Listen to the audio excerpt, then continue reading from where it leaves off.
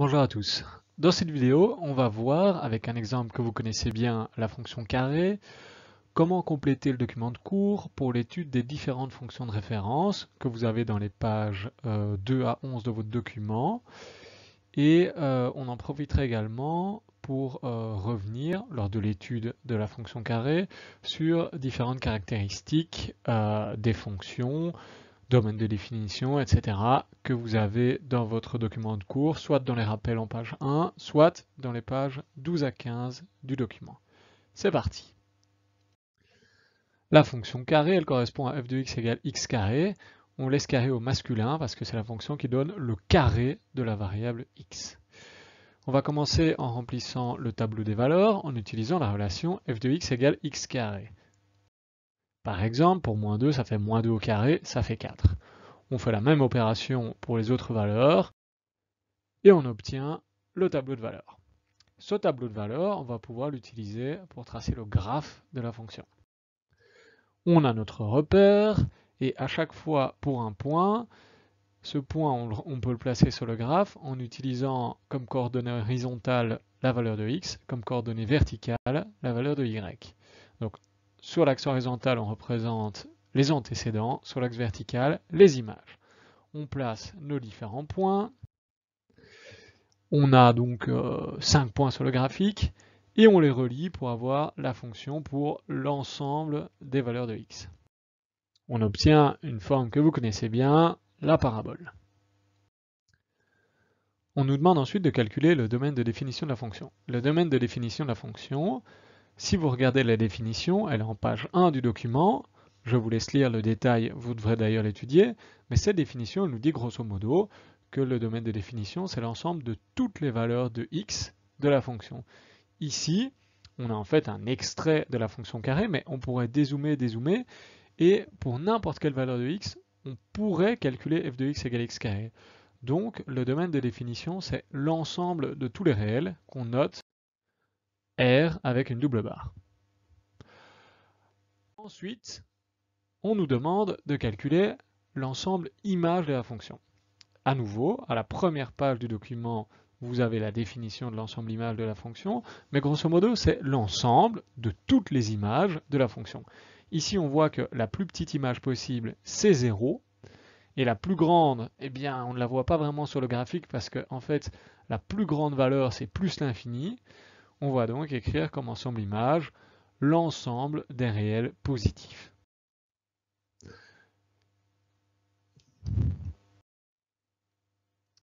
On nous demande ensuite de calculer l'ensemble des racines de la fonction.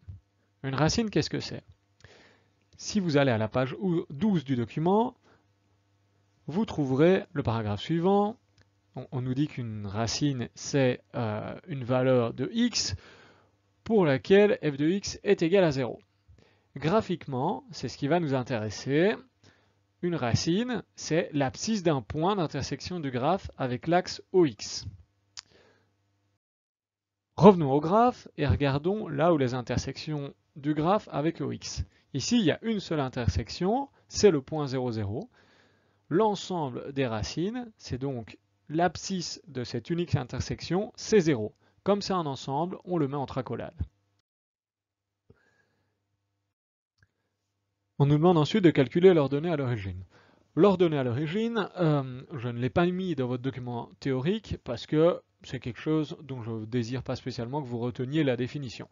L'ordonnée à l'origine, il y a deux façons de le calculer. D'une part, graphiquement, on prend l'ordonnée de l'intersection du graphique avec l'axe des ordonnées.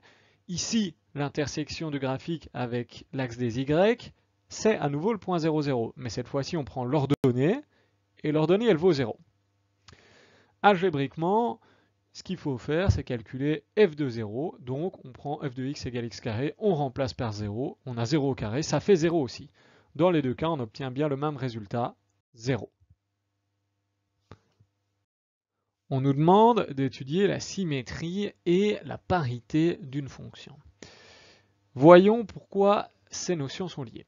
Pour ça, on va regarder la définition d'une fonction paire d'une part et d'une fonction impaire d'autre part. Une fonction paire, vous pouvez lire dans votre document, vous avez une définition très mathématique. Ici, on va surtout s'intéresser dans cette vidéo à la conséquence graphique du fait qu'une fonction soit paire, eh bien cette conséquence c'est que le graphique d'une fonction de paire admet l'axe OY comme axe de symétrie. Je vous donne également dans le document la définition d'une fonction impaire. Ici, dans cette partie, ce qui va surtout nous intéresser, c'est le fait que la fonction impaire admet l'origine, le point 0, 0, comme centre de symétrie. Revenons à notre fonction carré. Si vous regardez bien, elle admet l'axe OY comme axe de symétrie. La partie de droite, à droite de l'axe OY, est exactement le miroir de la partie de gauche, et inversement. Comme l'axe OY est l'axe de symétrie de la fonction, nous avons une fonction paire. On nous demande ensuite d'établir le tableau de signes de la fonction. Après notre chapitre sur les inéquations, vous êtes assez familier avec la notion de tableau de signes. À la première ligne, on place bien entendu les racines. Ici, on a déjà trouvé les racines, ou plutôt la racine, il y en a une seule, c'est 0. Ensuite, à la seconde ligne, on commence par placer un 0 au niveau de la racine. C'est d'ailleurs notre ordonnée à l'origine. C'est une coïncidence. Ensuite, il faut regarder le signe de part et d'autre de la racine. Là, graphiquement, on voit que des deux côtés, le graphique est au-dessus de l'axe des abscisses, donc la fonction est positive des deux côtés de la racine. Bien voilà, on a terminé le tableau de signes. Nous devons ensuite établir le tableau de variation de la fonction. Ça, c'est un peu différent. Vous avez déjà travaillé là-dessus en troisième, mais on va faire un petit rappel. Dans le document théorique, vous avez un exemple de fonction et le tableau de variation qui correspond. Vous pouvez voir que ce tableau de variation il comprend 3 lignes, x, f de x, et les éventuels extréma. Extréma, c'est le pluriel de extrêmum, et extrêmum, c'est le terme générique qui comprend les notions et de maximum et de minimum. On va essayer de compléter la première ligne dans notre cas. Si je regarde l'exemple dans le document théorique, à la première ligne, il faut mettre les abscisses remarquables, et ça c'est d'une part les abscisses des extrémas, minimum ou maximum, et d'autre part les réels qui bordent le domaine. Nous, notre domaine, c'était l'ensemble des réels. L'ensemble des réels, il est limité à gauche par moins l'infini et à droite par plus l'infini. Moins l'infini et plus l'infini, c'est pas des réels, donc ce ne sont pas des valeurs d'abscisses remarquables. On mettra donc juste les abscisses des extrémas. Mais dans notre graphe, qu'est-ce qu'il y a comme extréma? Si je reprends le graphe, en regardant le graphe, je vois que je n'ai pas de maximum, j'ai uniquement un minimum au niveau du sommet, et l'abscisse de ce minimum, c'est 0. Je le mets dans le tableau. Il faut ensuite compléter la deuxième ligne du tableau. Pour ça, revenons au document théorique. Dans ce document, on nous dit qu'il faut placer à la deuxième ligne, au niveau des valeurs d'abscisse remarquables, les images correspondantes, et entre les valeurs d'abscisse remarquables, la variation de la fonction, soit croissant, soit décroissant. Ici, on met un 0 qui est l'image de la fonction en x égale 0, et puis de part et d'autre, on doit regarder si c'est croissant ou décroissant. Eh bien, on voit assez facilement que c'est décroissant pour les réels plus petits que 0, et croissant pour les réels plus grands que 0. Ensuite, si on retourne dans notre document théorique, on voit qu'à la troisième ligne, il faut juste indiquer les minima ou maxima éventuels. Ici, on a juste un minimum en 0. On va préciser ces coordonnées, on va dire 0, 0, et on va dire que la valeur du minimum, c'est 0. Il nous reste ensuite à préciser les intervalles de croissance et de décroissance. Dans notre tableau de variation, on voit que de moins l'infini à 0, la fonction ne fait que descendre. On va donc dire qu'elle est strictement décroissante sur les réels négatifs. Et entre 0 et plus l'infini, elle ne fait que monter. On dira donc qu'elle est strictement croissante sur l'ensemble des réels positifs. Nous avons fini d'étudier la variation. On va passer à la dernière caractéristique, la concavité.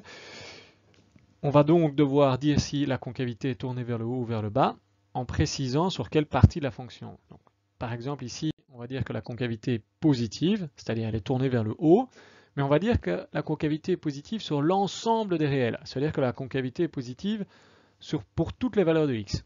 Il y a certaines fonctions où la concavité est parfois positive, parfois négative, et donc il faut préciser sur quelle partie elle est positive ou quelle partie elle est négative.